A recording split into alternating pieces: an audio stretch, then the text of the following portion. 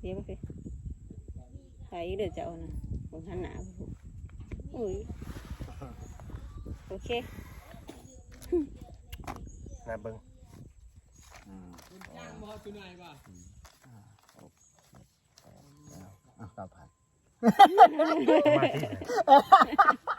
มาไหน9,000มันจะใหญ่เอามาเจ้าจกใส่คอยอีกแล้วจะจกใส่ได้9,000ให้พอถือไปถือมาขอบใจเลยขอบใจบัดโดย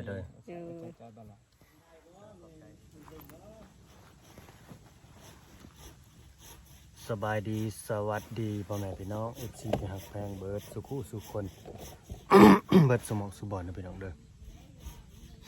ขอตัวขออภัยเนาะพอช่อง YouTube บาลาพาเพลินคือเก่าเนาะคือเดิมเพิ่มเติมก็อยู่ที่เพื่อนนั่งร้อยหลายตอนเนี่ยก่อนนี้เนาะสั่งกำลังเห็ดหัวก็บันไดอยู่เนาะแล้วก็มือนี่แหละเป็นมือสี่จ่ายเงินเนาะจ่ายเงินค่าสั่งให้สำเร็จเสร็จสิ้นพี่น้องเลยเป็นทีเรียบร้อยเนาะเพราะว่างานมันก็แล้วแหละนะตามที่ตกลงกันไว้นะเนาะที่คุยกันไว้เห็ดสำนี่คืองานนะเนาะขั้นตอนนี้เห็ดได้สำนี่ในมือนี้เป็นเรื่องขั้นตอนสุดท้ายคือเห็ดหัวบันไดแล้วก็จบกระจายเงินไปเนาะ20,000 บาทจบพี่น้องเลยสำหรับเครดนางลอยแต่ก็ยังบ่แล้วบ่ทั่วได้พี่น้องถ้าเกิดผู้รักผู้ใหญ่คนใดที่ว่าเข้ามาเบิ่งมาชมอีกเนาะอยากช่วยเหลือเขานางลอยเนาะอยากช่วยเหลือเพิ่มเติมห้องน้ำก็ยังเพิ่นได้เลยพี่น้องเลยเนาะห้องน้ำแล้วก็สิก่อกระเทิบออกนี่ก็ยังเพิ่นได้คือกันเนาะสิก่อกระเทิบนี่เรื่องงบประมาณนะยังบ่พอดอกสิก่อกระเทิบแต่ว่าเงินซื้อเสานี่น่าสิพออยู่เนาะเงินซื้อเสา แต่ว่าค่าสร้างเขาก็ยังบ่ฮู้จักว่าเขาจะเอาเท่าใดเนาะเพราะยังเพิ่นได้เว้าได้ว่าสิก่อออกสำใดนะแต่ว่าเสา3 ต้นเนาะ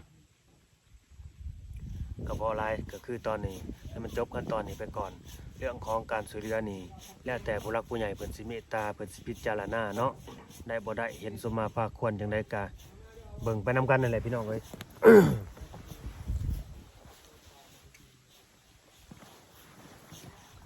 สร้างกำลังตัดนะเดี๋ยวสิเอิ้นสร้างเพิ่นมาเอาเงินเนาะเพิ่นมาเอาเงินก่อนก็ขอบคุณขอบคุณ FC เบิร์ดสุคนแล้วก็ผู้รักผู้ใหญ่ใจดีเนาะบ่สิเป็นผู้ใหญ่ใจดีทั้ง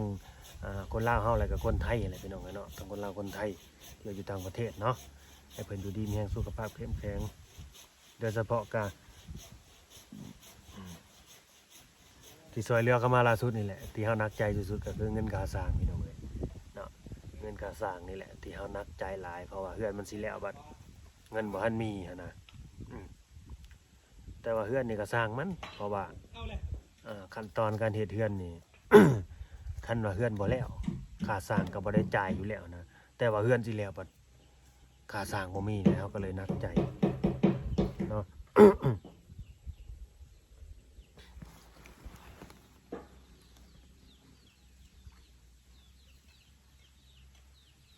แล้วบ่ สร้างเอ้ยมาพี่เนี่ยย้อนหนึ่ง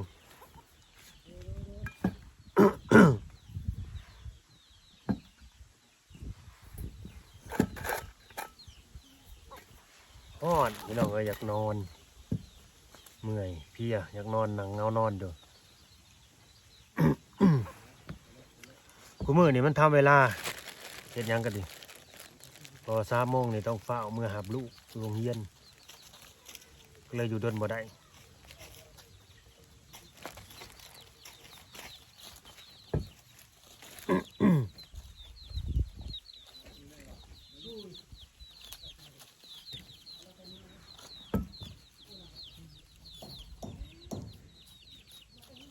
เป็นสางมาเงินจ่ายเงินให้แล้วก็สิเมื่อ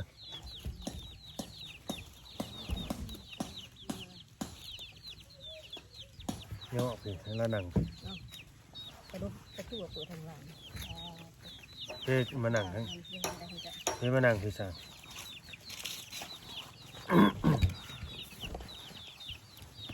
ไก่จะเบิดบ่นี่ นะ แต่มันสิกินเนาะ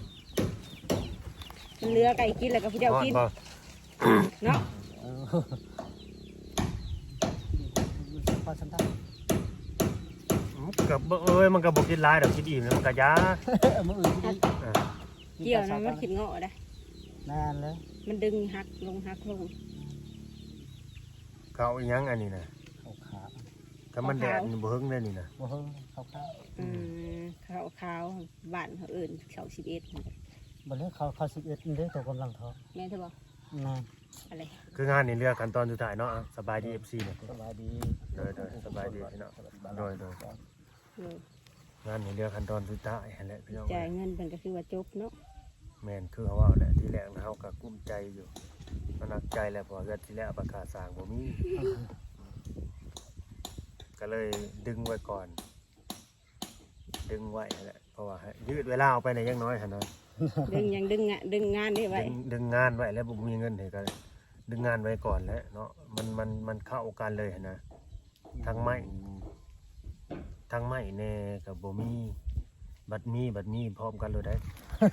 มาพร้อมกันโลด ค่าสร้างค่าไม้บอก แม่นค่าสร้างค่าไม้เข้ามาพร้อมกันเลย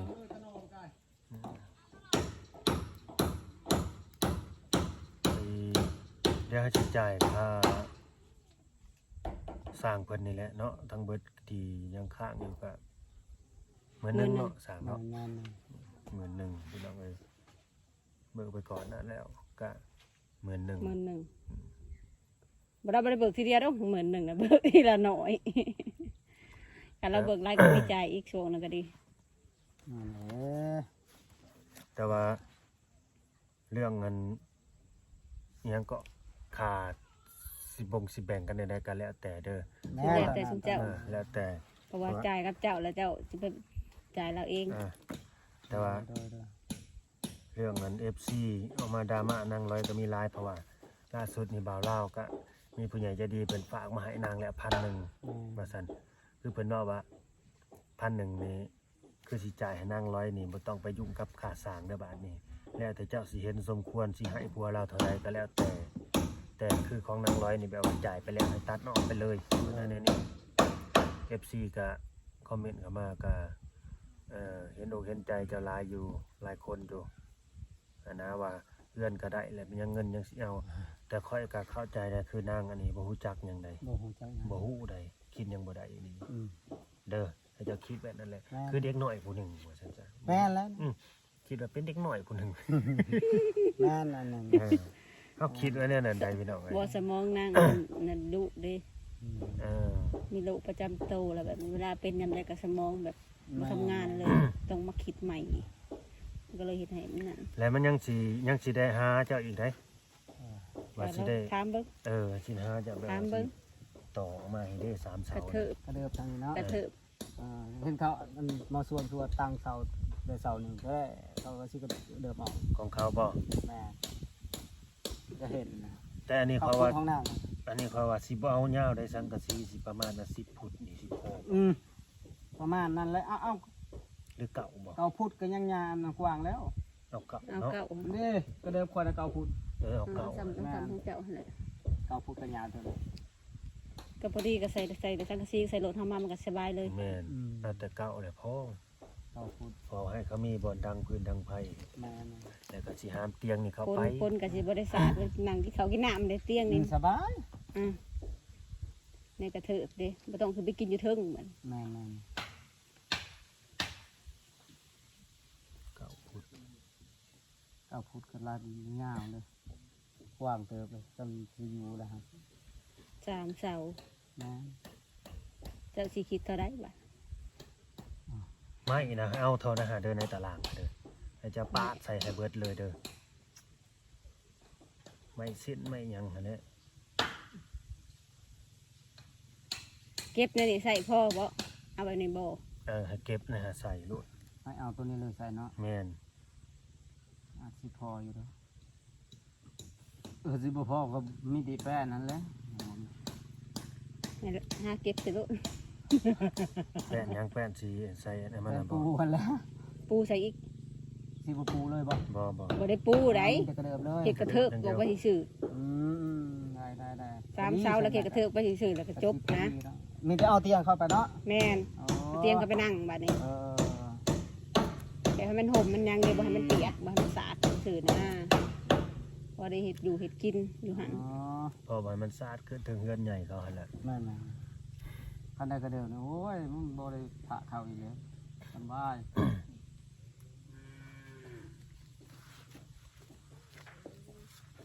คิดว่าตกบ่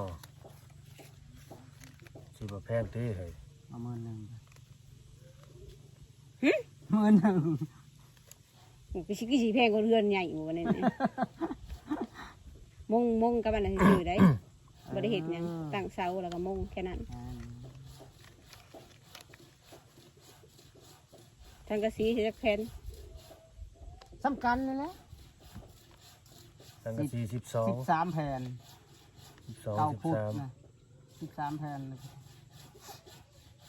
สังกะสี13แผ่น 13แผ่นยาวซ้ำเก่าเลย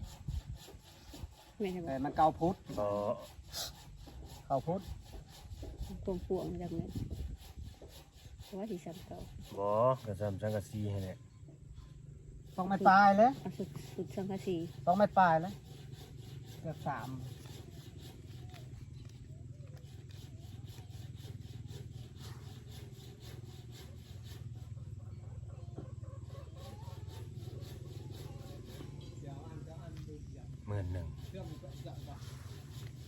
กันรุดเท่าไหร่นี่ หรือว่าแพงอยู่ได้ เออแพงได้ แพงใดยังเฮือนหลังนี่เจ้าก็ขี่บึงตีเบิดเฮือนนี่จะ20,000บัดอันนี้ก็เทิกมาเลย1เจ้าก็ ก็ สิ ละ เอา ว่า 10,000 2-3,000เท่านั้น มันบ่ได้ย้ายพอแต่มงค่าที่สิกับตั้งเสา3เสาขึ้นเท่านั้น เอาน้ำ5,000ไปรถเติบ ก็สิขอฟังถึงมาหน่อยนึงว่า10,000ใจได้ โอ้ย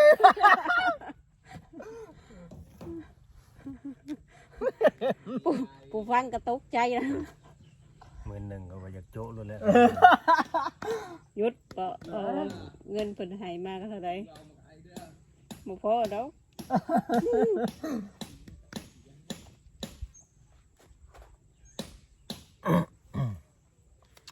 บัดเสาอีกนี่ยังบ่ได้เสา เสาจะซื้อเท่าใดกว่าเสาเจ้านะบ่สร้าง โอ้ยช่วงนั้นมันไม่เด็ดอยู่นี่แล้วไปหาตัดง่ายในเสานะจุ๊บวัด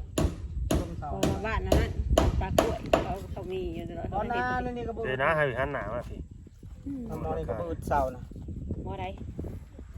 อ๋อคำฟุยนี่นะ เดี๋ยวมาสิใส่เด้อเจ้านะผมหันหน้าไปพูดอุ้ยโอเค นะเบิ่ง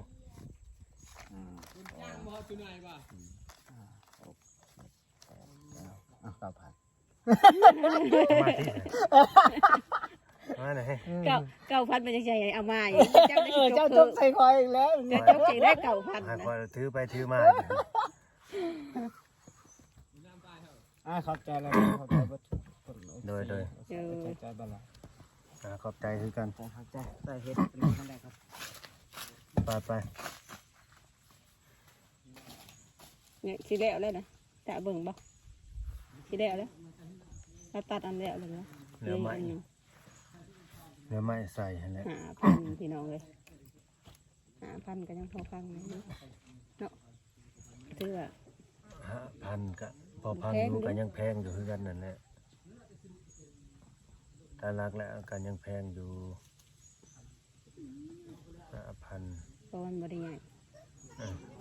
มันน้อยๆนึงเด้เขาจะพอเวลาเฮาก็บ่ได้เฮ็ดหยังหลาย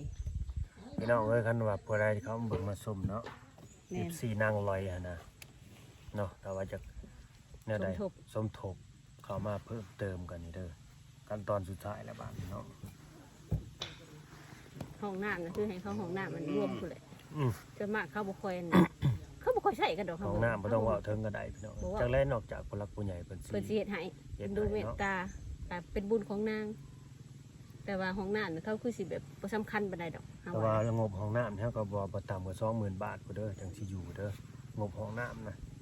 แต่ว่าคือตอนนี้นะ เรื่องนี่แหละพี่น้องเอ้ยงบเฮ็ดกระเทิบออกมานี่แหละ เพราะว่ามันสิบ่ได้เปียกน้ำฝนน่ะฝนตกแล้วมันสิสาดแต่จะเฮ็ดอยู่เฮ็ดกินหั่นแหละล้างถ้วยล้างบวงมันก็สิเนาะมันสิโตก็เป็นห้องน้ำเลยบัดเอ้ยเอียงก็กอกน้ำ กองน้ แต่มันก็สิสบายบัดสะดวกสบายฝนตกมันก็สิบ่ได้สาดอีกแล้วข้าวสาดกับเพื่อนใหญ่นางแล้วก็เตียงทรงเตียงนั่นก็คือสิได้ห้ามไปกระเถิบเลย ำก้อยบ่ทันได้ คัน หา เหตุ ปากสร้างได้ เอาก็พูดถึงกระทันเหตุ เฮาบ่ทันได้หาปากได้ กระทำราคาไว้ก่อน 5,000น่ะคือบ่าวลาวบ่ทันได้หาปากได้เพราะบ่าวลาวบ่มีเงินเนาะเขาจะไปหาปากปุ๊บปั๊บ เอาก็ทามมึงก่อน สิรอแต่เงินบริจาคผู้หลักผู้ใหญ่เพิ่นก็ตายหาเด้กันเนี่ย เนี่ย เฮาก็เอาให้เบิ่งความคิดเห็นจากผู้หลักผู้ใหญ่เพิ่นหลายๆคนก่อน ว่าแพงหรือถือ แม่นแล้วถึกหรือแพงแล้วเพิ่นสิซอยได้ จัก บ่ เม็ดจักเม็ด เพิ่นสิสมทบ2 เมตร สอง 2 เม เม ต ต ร ร50คือละว่าและ 2 เมตร สังกะสี9ฟุตเด้มันสิเฮ็ดใหญ่เฮ็ดยาวคือเก่า พวงพวง ความกว้างน่ะ2 เมตร50ความยาวมันก็นั่นแหละน่ะบ่แม่น7 เมตรผู้บอก เอาเจ้าคือบ่โตอีกซะหรือว่าบ่ได้ถึงโตอีกบ่ ความยาวน่ะ7 เมตร ถ้ามีผู้ใหญ่แบบจอยเข้ามาอย่างแบบนี้ก็มาขอต่อรองอีกทีหนึงบอกแล้วก็ตกลงคันมีผู้สอยเข้ามา ก็ถ้าเบิ่งก่อนกันบ่มีก็สิขอต่อรองราคาเบิ่งแบบว่าเอาซ้ำมันเฮาสู้ไว้หั่นแหละเนาะเพราะว่าที่เฮ็ดนี่ที่ได้มาซำนี้มันก็เบิดหลายแล้วหั้นนะผู้หลักผู้ใหญ่เพิ่นก็ทอดถอนโตวออกไปนำยิ่งเห็นพฤติกรรมของผัวนางร้อยแบบว่าบางคนมันก็ดราม่านะพี่น้องเอ้ยเนาะมันเพิ่นก็ถอนโตวออกนำเนี่ยเฮาก็บ่จักแนวสิว่านะเนาะแต่ก็ปกติหั่นแหละไอ้กึ่งก็ดีแล้วก็บ่ได้พิสังดอกแต่เวลาอยู่ต่อหน้าเฮาหั่นเนาะ แต่รับหลังบุ รับหลังเดือเวลาเฮาบ่ได้เข้ามากับบ่ฮู้คือกัน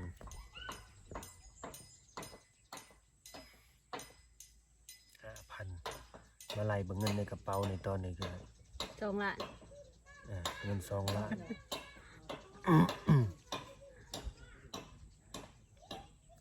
เงิน2 ล้านครับ บ่พอซ้ เบิ่ง ำคันว่า5,000 2 ล้าน เงิน2 ล้านกับเงินบาทก็มีอยู่ 1,000-2,000 นี่แหละประมาณ พอแต่ค่าสร้าง สิพอแต่ค่าสร้างสังกะสีนี่สิบ่ได้สังกะสีถ้าเบิ่งแล้วใหม่ก็ยังบ่ฮู้ว่าใหม่มันสิเหลือส่ำใดมันสิพอบ่หั่นน่ะ สร้างว่าพอเป็นว่าพออยู่หาที่พออยู่ โอเคพี่น้องเอ้ย นั่งเนาะ เนาะก็ซ้ำนั่นแหละฝากให้เด้อพี่น้อง FC เบ่ทุกคนเนาะคันว่าซอยแล้วก็ซอยมันสุดคือ FC เพิ่นคอมเมนต์นั่นแหละคันว่าบ่าวลาวซอยเขาก็ซอยมันสุดเด้อซั่นก็ FC ผู้หลักผู้ใหญ่คือกันเนาะซอยก็ซอยมันสุดคือกันเด้อพี่ ตอน น้อง สุดท้าย เนาะซอยน้ำกันพี่น้องเอ้ยเป็นสะพานบุญน้ำกันเนาะเราก็เป็นสะพานบุญให้ผู้รักผู้ใหญ่เพิ่นก็ซอยเป็นน้ำกันนั่นแหละพี่น้องเอ้ยเนาะเราซอยเป็นกระบอกเสียงเป็นสะพานบุญเราซอยเป็นแข่งเป็นขาเป็นตีนเป็นมือให้ FC เนาะผู้รักผู้ใหญ่เพิ่นก็ซอยเป็นทรัพย์สินมาในนี้เราก็เดินเรื่องแลเรื่องให้แบบนั้นก็ได้บุญน้ำกันเนาะผู้ได้ก็ดีใจผู้ซอยก็สุขใจอะไรต่างคนต่างได้บุญน้ำกัน แต่เฮาก็แบบพยายามบอกสอนเขาแหละพยายามบอกเขาว่าเอาในใดที่ว่ามันดีมันบ่ดีก็ดีพี่น้องเลยเนาะก็คือเฮาเว้าว่าเพื่อนว่านั่งร้อยก็บางคนก็อาจจะบ่เข้าใจนะคือเฮาเว้าแหละนางแบบเด็กน้อยคนหนึงสำเด็กน้อยคนหนึงต้องเว้าเอาต้องยั่วเอานั่นน่ะมันบ่ฮู้จักพี่จังพ่อแม่ก็ตายแต่ยังน้อยเอ้ยน้องก็จักอยู่ไผอยู่ไสแถมเป็นโรคลมสักบ้าหมูอีก3 มื้อดี4 มื้อป่วยเนี่ยนี่นะก็บ่จักแน่สิว่าเด้อพี่น้องเด้ออันนี้พี่เนาะสุดแล้วแต่ FC ผู้รักผู้ใหญ่เนาะสิพิจารณาก็ต้องขอบคุญขอบคุณเนาะทั้งพี่นุกุลแล้วก็คุณแม่พรเนาะแล้วก็หลายๆคนนั่นแหละเนาะแม่นางน้อยวรรณบัวทองพออารมณ์เนาะ แล้วก็พี่โอเนาะแล้วก็อ้ายหักบ่าวลาวเนาะแล้วก็คุณแม่จิตราพรหลายๆคนพี่น้องเอ้ยเนาะที่ว่า บ่ได้เอ่ยชื่อ บ่ได้เอ่ยชื่อเพราะเขาจำชื่อบ่ได้เนาะก็ให้อยู่ดีมีแรงสุขภาพเข้มแข็งกันเบิดสุขสุขคนเด้อพี่น้องเด้อเนาะอย่าเจ็บอย่าจนให้ร่ำให้รวยเนาะสุขกายสบายใจกันตลอดเนาะสิ่งสำคัญคืออายุมันก็ยืนแล้วก็อยู่ดีมีแรงเด้อพี่น้องเด้อเนาะเฮ็ดหยังทำหยังก็ให้ขึ้นให้เกินเนาะสาธุส่วนว่าถ้าว่าผู้ใดเข้ามาเบิ่งมาชมเนาะสงสารนางร้อยเนาะเมตตาอุปถัมภ์นางอยากให้นางมีบอลหนึ่งเขาหนึ่งน้ำเนาะดังพื้นดังไฟที่มันดีแบบบ่ต้องย่างมาไกลนะบ่ต้องเจอขึ้นเทลงใกล้ๆก็คือแหละดอกกระเทิบออกมาแล้วก็ซื้อสังกะสีมาใหม่เพราะว่าสังกะสีตัวนี้มันเอาไปใส่บ่ได้แล้วนอกจากเอาไปมุงขอบกันพอเขาตอกพี่น้องไว้ตัวเทิงน่ะอาจสิยังใส่ได้อยู่เนาะ ได้แนบมาซื่อๆบ่ได้ตอก ตัวเทิงน่ะใส่ได้อยู่พอคะแนนมันซื่อๆแต่ว่าตัวลุ่มนี่3-4 แผ่นนี่ใส่บ่ได้แล้วมันตอกตะปูเด้มันเป็นหูเป็นห มี ยัง แต่ว่าเฮ็ด เนาะ อันตรงน้ำกินหั่นแหละ เอาตรงน้ำกินไปพี่น้องเอ้ยบ่อะไรหังเนาะขอบคุณ FC ที่เขาเอาเบิ่งมาชมเด้อสบายดีสิได้มื้อพี่น้องบ้านนี้ก็ดีเนาะก็สิได้มื้อแล้ว